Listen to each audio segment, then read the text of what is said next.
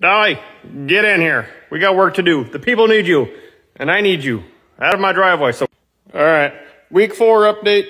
It's been a couple again. Like, when I say I'm busier than a cat carving up turds in the sandbox, I'm 9 weeks out on small jobs and 2 years out on a restoration. I said I carved out 2 weeks. I literally had to carve out 2 weeks to get this thing done. So, everybody knows what these guys are for a 3.8.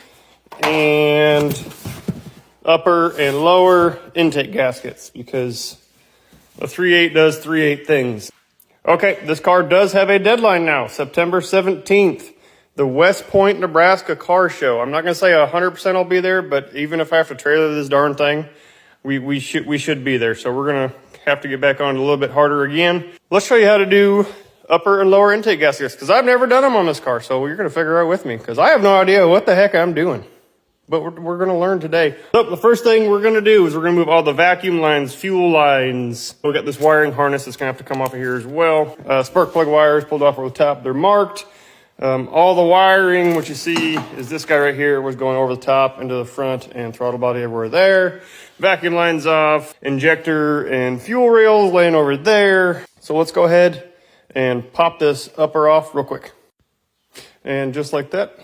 Upper intake is down here. Bolt hidden inside. It says hidden bolt inside. There's also one up over here, covered in dirt a little bit. One that hides right there, and then one that hides right down in there. Let's go ahead and pop this guy off of here and see what she looks like underneath. Okay, here's what she looks like. Lower intake's off. It doesn't look the worst.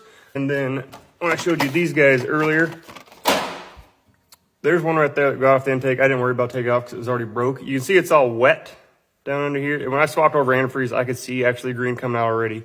See where the corrosion was getting into around here, around the edges and getting into it. Okay, and then our second coolant elbow, one was still doing okay, but we're this far in, you're gonna do it while you're here. All right, got her back on. Everything's torqued down to spec. There are 2 elbows now. Upper intake on. All right, there she is. All back together, done. And I'm not afraid to admit when I screwed up, because I'm pretty sure I did, because I don't have a single leftover bolt, nut, or clip anywhere. I used everything, so I might have to tear it back apart and redo it. But I got the battery charger on it. Let's see if she'll fire. All right, take 2, battery charger wasn't hooked up all right.